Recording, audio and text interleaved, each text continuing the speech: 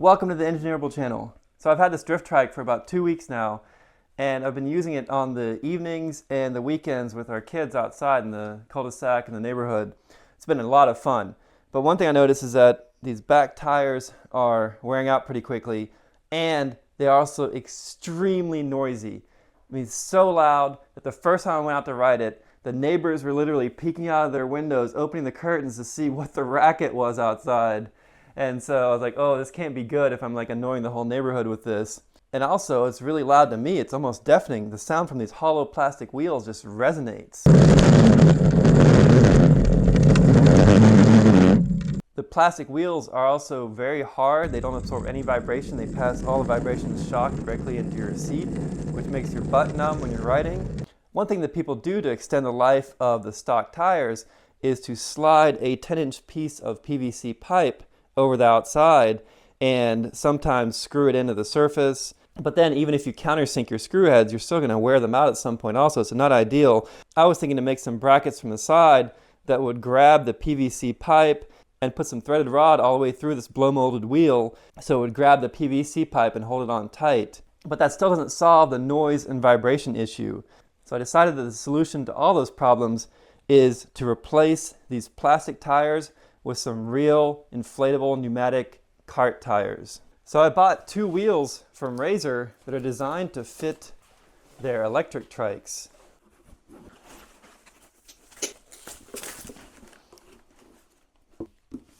I already knew that they weren't going to be a direct fit onto this axle because they're designed a little bit differently.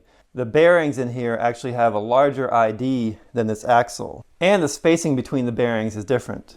The stock plastic wheels on the drift trike have a much wider spacing than the bearings do on the pneumatic rubber tires. One thing that's nice about these tires from RAZOR is that they have this center groove here, which is designed to fit their plastic sleeve that goes over this. So the plastic sleeve actually has a ridge on the center. When you fit it over and you inflate these tires, then it locks into the plastic ridge so it won't slide off, which is a common problem with PVC pipes, which can be alleviated some by putting grip tape on the inside of your PVC pipe before you slide it over your kart tire. This wheel, I've already tested the fit, inflated it, and rubbed it on the ground a little bit, which is why it looks slightly used. So the stock axle on the RAZOR is a 12mm diameter axle.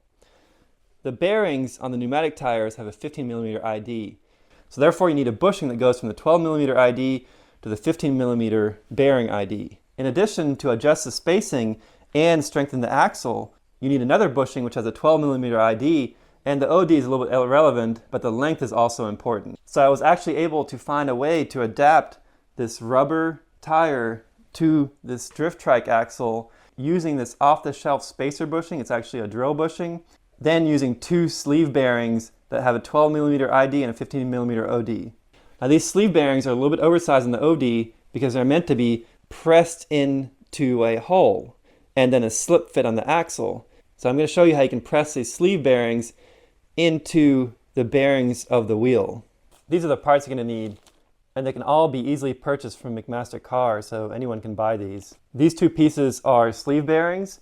They are 12mm shaft diameter, 15mm housing ID, and 20mm long. These will be a press fit and they will be a little bit difficult to get into the bearings, but they've worked fine. This is a metric press fit drill bushing. It's got a 12mm ID, 22mm OD, and it's 36mm long. If we take a look at this wheel, this is a stock bearing. It's a 602 RS. It's got a 15mm ID, and we're gonna have to remove the bearings, and this just falls out. It fell out in the packaging easily for me. If it doesn't just fall out for you, you may have to take a shaft or a screwdriver and lightly tap out one of the bearings. So right now I'm just removing the bearings so I can remove this inner sleeve. And the spacer, what it does is it touches the inner races of the bearings and it prevents the bearings from getting compressed in thrust and over constrained such that they would lock up. If you don't have the spacer in here and you go to tighten this on the shaft and you were just tightening against the inner races, you would get to the point where the bearings would lock up because it's applying too much force against the inner race and the bearings are in a heavy thrust load situation. So you want to make sure that you put the spacer back in later, but for right now we need to remove it. So you're going to need a bolt that's long enough to fit through this inner hub and some washers on the ends and a nut, So the easiest way I've found to press the sleeves into these bearings is to just take them out of the wheel. Pay attention to this bearing. The inner race on one side is flush, so that goes towards the inside of the wheels, and the inner race on the other side extends past the outer race a little bit, so that goes towards the outside of the wheels. So we're going to press the sleeve bearing and the inner race on the side that extends out a little bit. Slide that sleeve bearing over your bolt, slide the bearing on, line those up. Then we're going to take that inner bearing spacer sleeve, slide that on. Now when you go to tighten this up, make sure that this spacer sleeve is properly centered, because right now it's just a little bit loose on there. Then you're going to put the other bearing on, and then you're going to put the sleeve bearing on. This one's already been pressed in a little bit. Make sure again that the inner race, it's the side that's extending out a little bit, that the sleeve bearing gets pressed into. Put the washer on, and then put the nut on. Now I'm going to first tighten this up loosely, make sure that this is properly aligned, and then I'm going to start tightening and pressing those sleeves into the bearings. And they're also going to pass into this bearing spacer.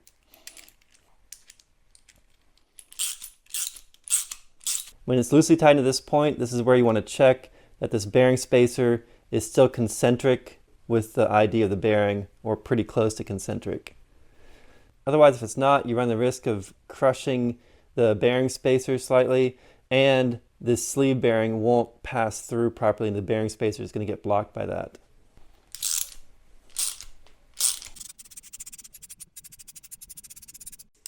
If you feel any resistance, you need to stop, back up, adjust things slightly, because that means that something is wrong with the spacer, and one of the sleeve bearings is getting caught up on the spacer. Once the sleeves are all the way seated into the bearings, stop and back up and remove the bolt.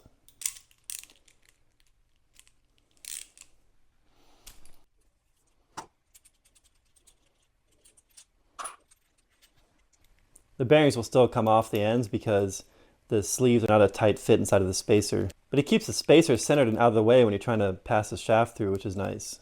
Okay, so now you can go ahead and put your bearings back into the wheel. Put that spacer in there, and then put the other bearing on.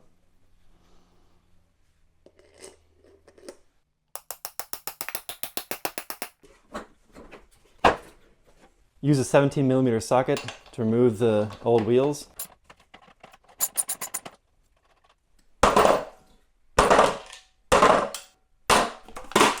Keep track of the two washers that are on top of that wheel. So here's a small issue with this conversion from the plastic wheel to the rubber wheel that may be a safety issue, and so you're doing this at your own risk. So this 12mm ID bushing gets put on first, and it has one end that has a nice radius, so we're going to put that down to fit down here, and it is a very nice slip fit on this shaft. It's pretty tight on there, there's no motion. So then the bearing gets put in with the bushing, and again that's snug on there. Then the bearing spacer sleeve gets put on, then the last bearing gets put on, washer, and then we put the nut on to tighten it down. And the idea behind this is that since these bearings are so much closer together on the rubber wheel than they are on the stock plastic wheel, where they're spaced very far apart, we want to thoroughly support this axle and bring all the torsion stress down here to where it was originally and what it's designed for. If this part of the axle were unsupported and the torsion and twisting stress was up here, that would mean that this axle would be subject to a bending and stress load that it's not designed for, and it could bend or break. So what's important here is that this is very tight, and these sleeves are all under compression, and the shaft is under tension, such that the torsional load that's applied here is going to be transmitted down to the original point where it was meant to be applied, and so it's going to act as like one unit, and the torsion is going to be here, all the bending stress is going to be here. So hopefully this works. I don't think it'll have any problem initially, but I'm going to report back later with its durability. But this is definitely an at your own risk project. Don't try this at home. And it's going to be very dependent on how tight this nut is, because if this nut is left loose, then this can just bend here and snap.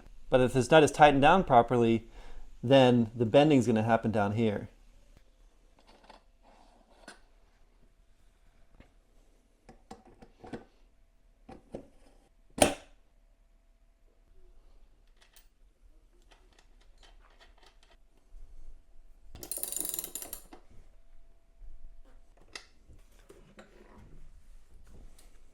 Alright, so here's the finished install of the pneumatic tires from RAZOR on the drift trike. And I've just ridden these around a little bit. I haven't been able to slide yet because I'm still waiting on some drift sleeves from RAZOR. And I'm also going to try some PVC pipe and compare to see which one works better, whether the RAZOR provided drift sleeve or the PVC works better. And I'm going to try some steel pipes and see if the steel slides better or lasts longer than the PVC. So keep an eye out for those other videos where I install the drift sleeves and test it out.